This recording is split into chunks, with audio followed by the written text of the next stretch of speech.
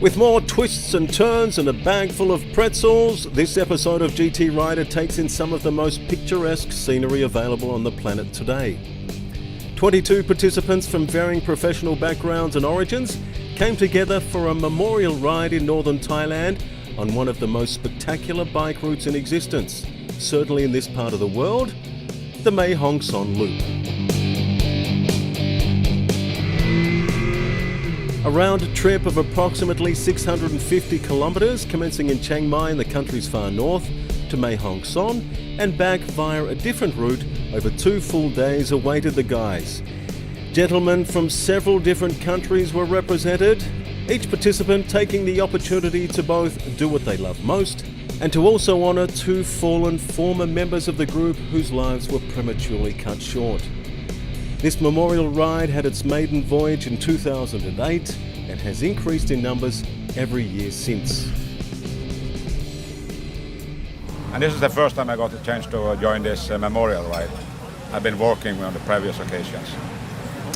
So this is going to be fun. I know half of the guys, some of them I haven't seen for a year or two. It's going to be a lot of fun. This ride that we're going on today, the loop through Mae Hong Son, it's just varied and 650 kilometers of pure fun. And so it's good stuff. The licorice all sorts, mix of personalities and backgrounds was to make for never a dull moment. A more diverse mix of colourful characters would be difficult to amass. All with the one common goal of enjoying the absolute liberating feeling riding a big bike on a challenging, spectacular road brings. The lack of rules cuts both ways, so yeah, it's good. It's good. Good winding roads, it's nice. In the north, in the eastern part, northeast part of the country, the driving style's different, as is the south. But yeah, it's good here. So after the 8 a.m. muster, some brief reacquainting and a word from Mr. GT himself, David Unkovich, it was, gentlemen, start your engines.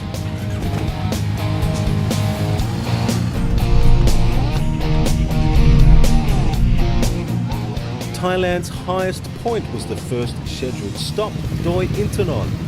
After paying the 300 baht park entrance fee, many with great reluctance, it was onward and upwards. Quite literally. The magnificent scenery would continue to get better as the journey continued. At the top, the official unveiling ceremony took place, both TJ Hamilton and Simon Sintai Grant, no doubt smiling down from above.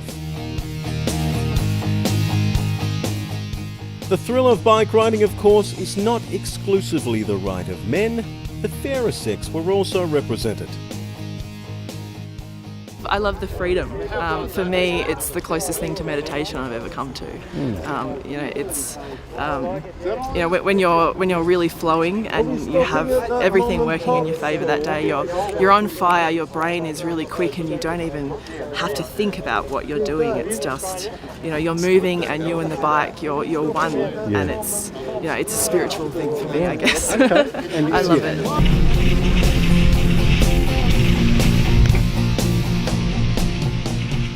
With the official ceremony now behind them, the group headed to Mae Cham for lunch. Plenty of challenging hairpin bends on this stretch, ensuring all minds were kept well and truly in the moment. The first official pit stop and time to replenish energy levels. These boys, after all, would happily admit they are not as young as they used to be.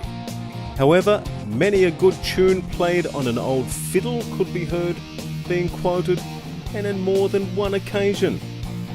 So after a spike in the local food court sales figures for that day, 170 kilometres of spectacular scenery was what lay ahead before they would reach the halfway point, Mae Hong Son, where they could do some letting down of hair, mostly nasal. This loop has some of the most idyllic scenery in the world on offer for bike lovers, easily comparable with other classic rides in other parts of the world. However, be sure to watch out for the stray buffalo or two and their patties. Perhaps not a factor in other terrains. This part of Thailand contains a mix of Thai nationals and various hill tribes, who rarely see a Westerner up close, this was their chance. The first casualty of the ride. It's a bloody, it's bent right over like like a flooring, the floors. Yeah, of bamboo. He used to collect bamboo together. Little. No, they got a tube. Yeah, they're not tubeless. No, because they're spoked. Yeah, BMW's tubeless, but the spokes go out to the outside, not through to the rim. Yeah, but it's only a brand new bike, only 6,000k on it now, so I didn't expect to have a flat yet.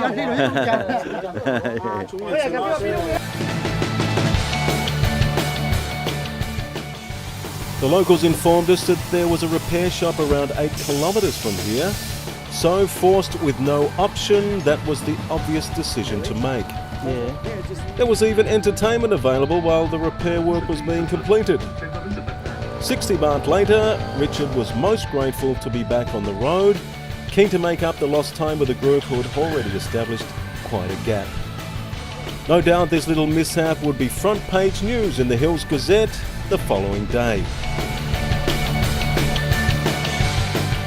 And so all arrived safely at Mae Hong Son, a picture-perfect little town with several wonderful sightseeing opportunities, chosen for its lakeside setting, surrounded by temples, night markets and quaint little eateries.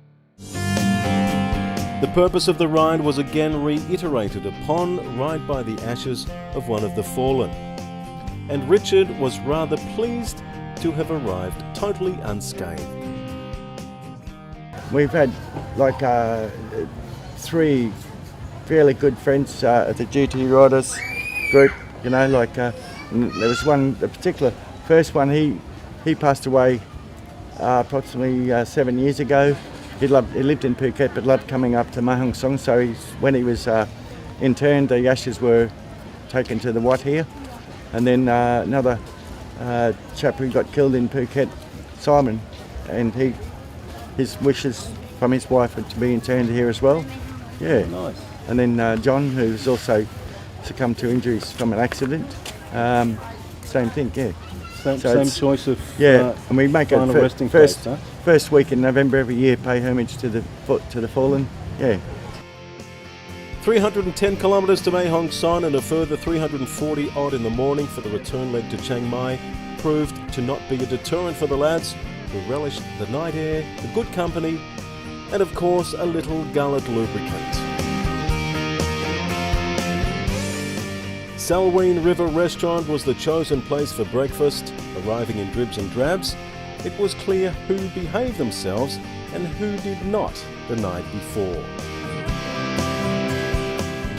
The highlights were we had a big group of people, and all very, very nice people, and just a fantastic riding to get to Mae Hong Son, and the group spirit, very, very good indeed. Oh, I've known the guy, I knew one of the guys that died, and I've known this group of riders for 12 years now. So every time I can go, I come up with them just to, give them my respects. Breakfast over with and the clearance of a few cobwebs and aches and pains, the ride organiser, Mr. David Unkovich, touched on this year's event.